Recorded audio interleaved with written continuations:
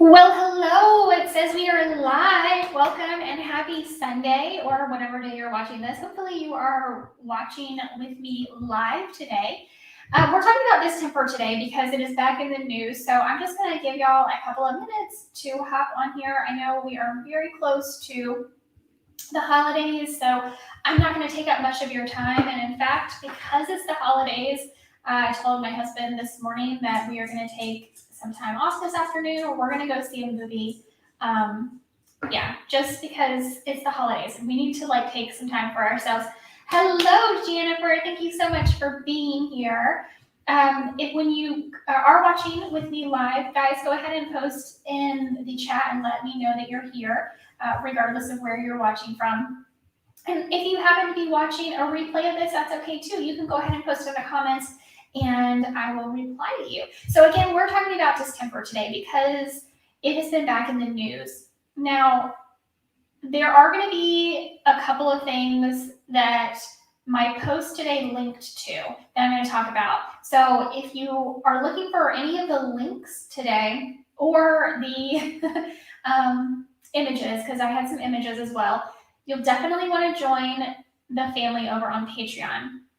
I know Jennifer is part of the family, and I'm so happy to have her and her dog Scout. That's one of the great things about being part of the Patreon family is that I can get to know a little bit more about you and your pets. So distemper, we're going to talk a little bit about what it is, signs of it, symptoms in your dog. Is there a treatment? Is there a cure? All of these questions. And I'm going to tell you a little bit about a veterinarian who emailed me earlier this week, and because I'm on his email list, and told me about this and basically what he says to do about it. So all of that we're going to cover today, and I'm going to do it as quickly as possible. So canine distemper, according to the American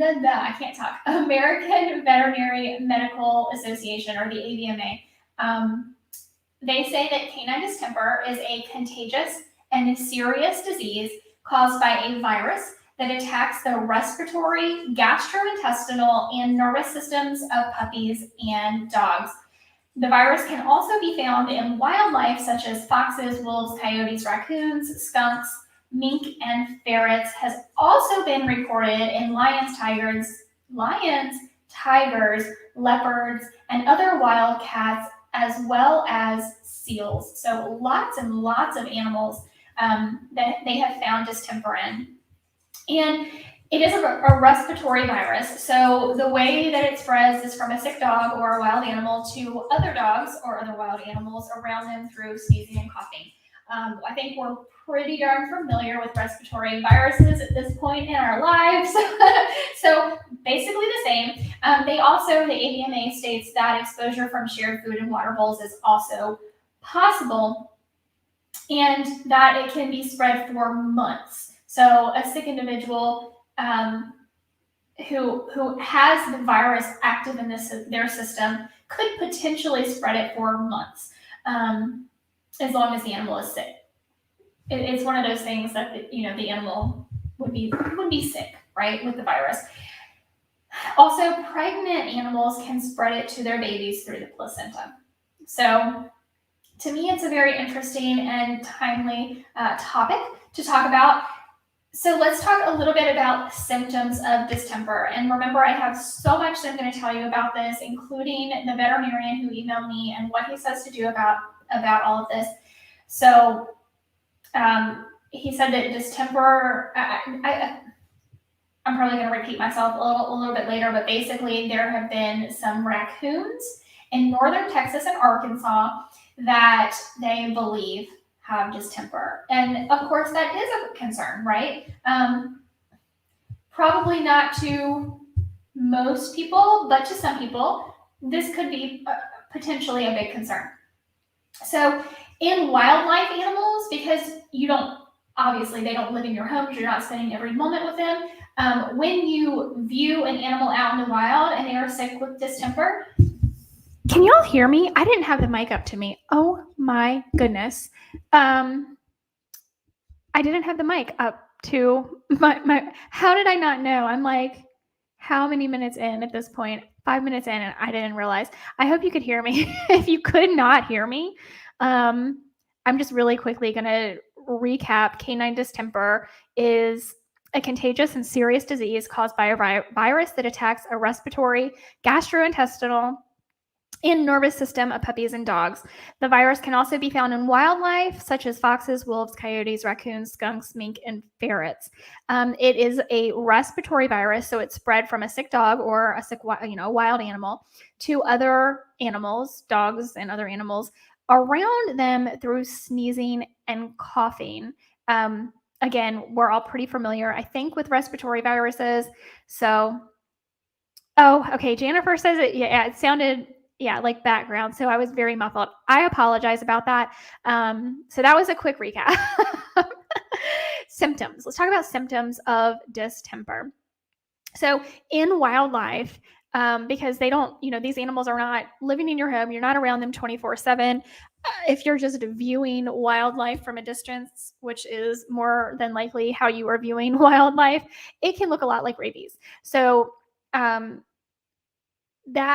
is that's why when wildlife services come out, a lot of times they could be thinking that they're responding to a case of rabies in a wild animal, and maybe it is and maybe it isn't. Maybe it's actually distemper.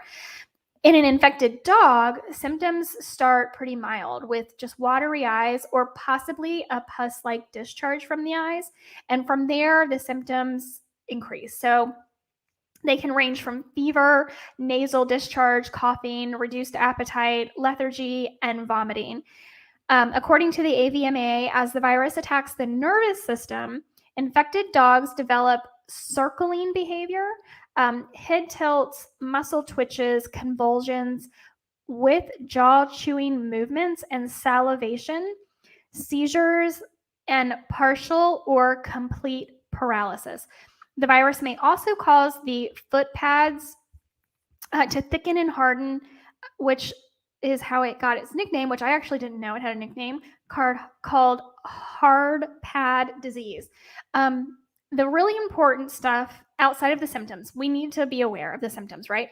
But the important thing to know is that canine distemper has no cure and often leads to death. I'm not saying this to you because I'm trying to scare you, right? Like, that is not my goal. That is not what I'm trying to do. And it's also important for me to remind y'all that I'm not a veterinarian. However, this information is out there and available to you. So the best... Could you try again? Oh, my watch is talking to me. So in the case of distemper, the best prevention is the best medicine. The best medicine is prevention because there is no cure. And for those affected, outcomes are often bleak. So this is where I have to remind you, I have said this so many times, I am not anti-vaccination. I am pro-responsible vaccination. And to me, that means that while dogs do need to be vaccinated against distemper or receive canine distemper nosodes in place of vaccination, one is responsible vaccine protocols. And also, you may not have ever heard the term that I just used, which is nosodes. And to be completely fair, completely honest, completely transparent with you, I have not used nosodes. I have only recently learned about them, and they are incredibly intriguing to me. So I'm going to put that little bug in your ear as well. So I provided my Patreon family a link to an article written by Dr. Will Falconer, who is the doctor that I'm talking about today, who is the one who notified me about the fact that distemper is back in the news again. And he started out as a traditional medicine veterinarian back in the early 80s. And over time, he realized that so many animals were becoming ill in the name of medicine that he has completely transformed the way he practices medicine and is now on what he calls the natural path, which I love. And he is now a homeopathic veterinarian. So he is an advocate for, again, responsible vaccination or using nosodes in replace of vaccination. So if you are interested in learning more about nosodes, definitely join the Patreon family. You can join for as little as $1 a month, and that goes towards just helping me continue to bring content to you guys. This isn't, but more than anything, it allows you to gain access to the content that you want and need. So, a lot of social media networks are algorithm driven. And that means a lot of times you don't see the things you signed up to see. So Patreon is a great way to do that, which is why I created a tier at just $1 a month to get you in there and get you all of the information that you want and need for your pets. So I do also want to mention that puppies under 4 months old are at greater risk since they may not be fully immunized to distemper yet. So when you're socializing a young puppy, and I have something I want to say about socialization closer to the end of this video, so make sure you stick around. When you're socializing a young puppy, it's important to keep this in mind and be extra cautious. So Dr. Will Falconer is the homeopathic veterinarian who I got the email from. And if you are, again, part of the Patreon family, you got the email that I received from Dr. Falconer. Basically, it says that distemper is back in the news in North Texas and in Arkansas. And previously, a little earlier in the year, Los Angeles had it as well. So they are saying it's suspected in some sick raccoons. And there are people, this is why I wanted to talk to you about this today, because what happens is, just like with everything else in the news, is fear based headlines, right? So they're saying, oh my gosh, we have outbreaks of distemper again, even though that actually hasn't been confirmed. And to my knowledge, no dogs have been affected. At this time, it's only raccoons. But government officials and even veterinarians themselves, traditional medicine veterinarians specifically, are going to take these opportunities to say, get your dog in and get them vaccinated, get them in, get them vaccinated, vaccinate. And here's the thing with vaccines. I'm pro responsible vaccination. And again, if you are part of the Patreon family, I provided you a link to Dr. Lori Kozier's vaccine protocol.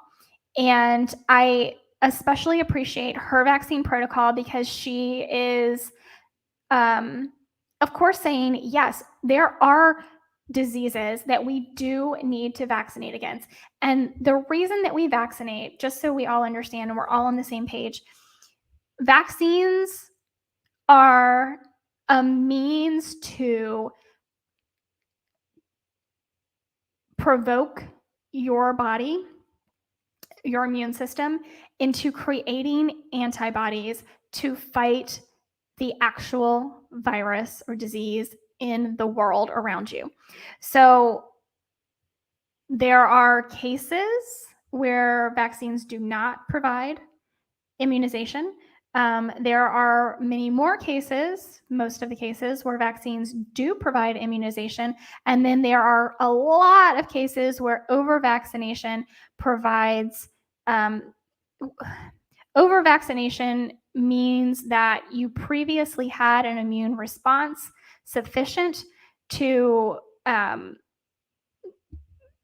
be able to, for your body to be able to ward off this virus in the wild, in the world, and then you vaccinate it again, which can actually lead to a lot of negative effects in the body. So I hope that kind of broke it down a little bit for you as to why this is so important and Dr. Kozier's vaccine protocol is so important.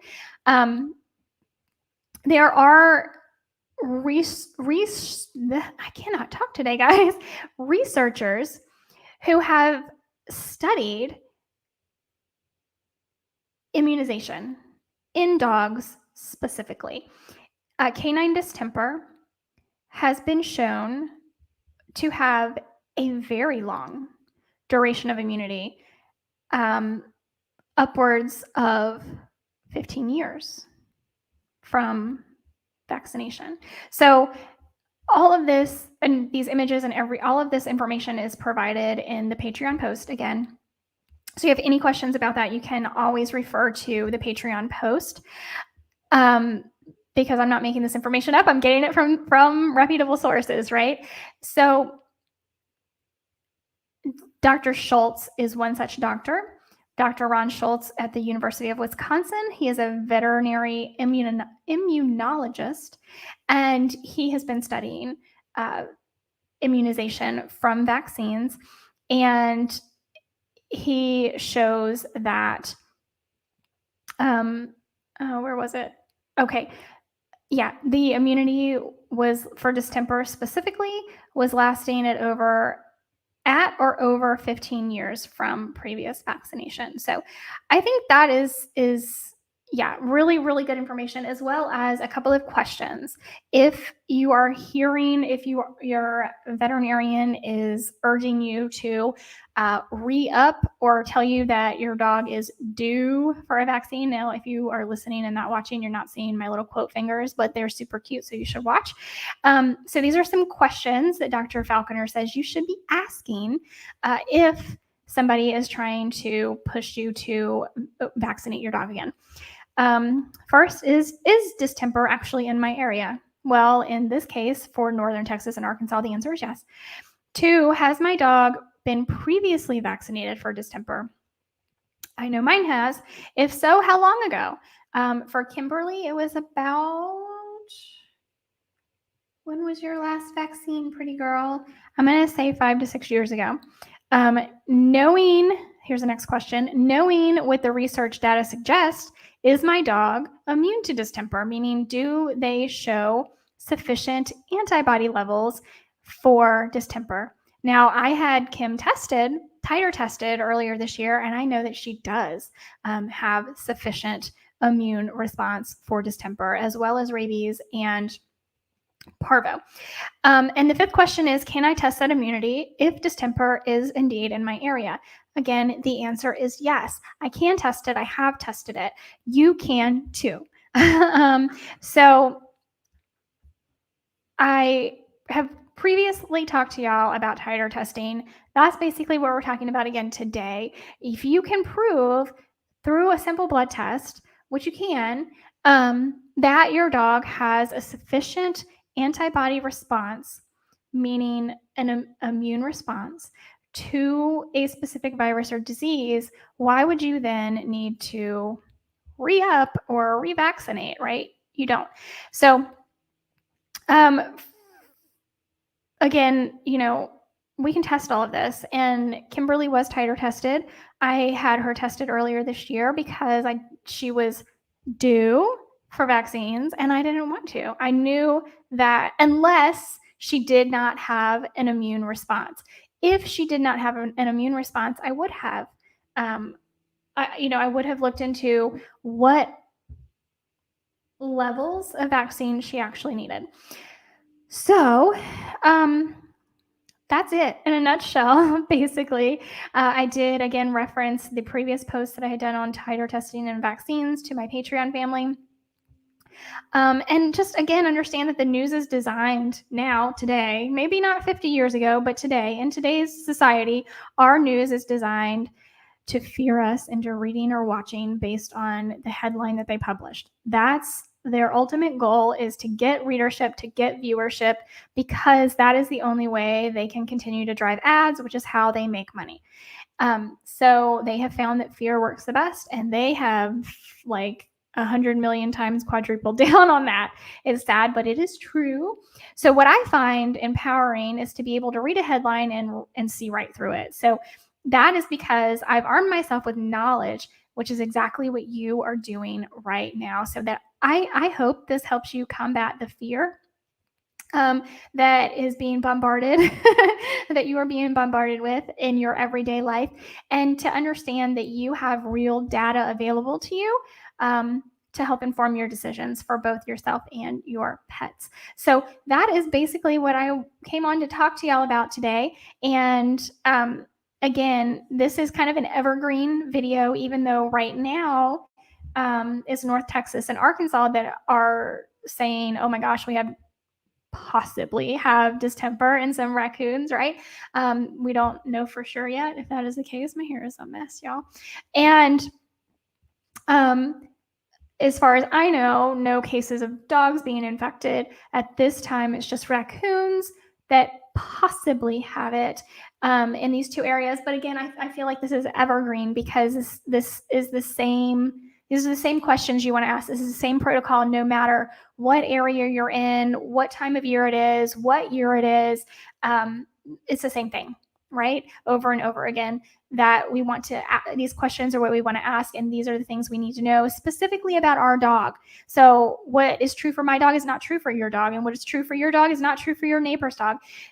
They're all individuals, right? So I hope this was empowering for you, because we are truly bombarded with so much fear in our lives. And to me, knowledge overcomes fear. So that is why I wanted to talk to you about this today. And I told y'all earlier when I mentioned about puppy socialization, I have some really, really incredible stuff lined up for the beginning of the year. We are going to be starting a puppy socialization daily thing. Not on YouTube though. So if you're watching on YouTube, make sure you start following me somewhere else. I have not been very active on TikTok, but starting on the 1st, we are going to be daily on TikTok, sometimes multiple times a day on TikTok. It will be published to Instagram. It will be published to Facebook. And I will be putting all of this in a free membership. So you can just get an email login, and every day I will update it. So make sure you're following me everywhere, and join. Oh, I will be posting them on Patreon as well. So if you're part of the Patreon family, you can for sure get them there.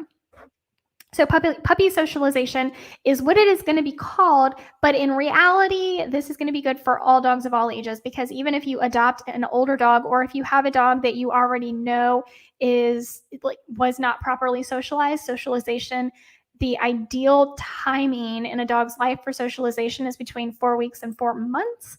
And if you didn't have your dog then, like I didn't have Kim when she was that age, then and now I know, I can see in her that she was not properly socialized. So even if you have an older dog, or if you're just adopting an older dog, this is a great way to go through everything, all of the things that we would normally socialize a puppy for, and see where the weaknesses are, so we know what we need to work on with our dogs. So while this is great for puppies, and that's what it is labeled for, it's great for every dog. So we can see where all the weaknesses lie. So we're going to start that January 1st. And yeah, so y'all are the first to know.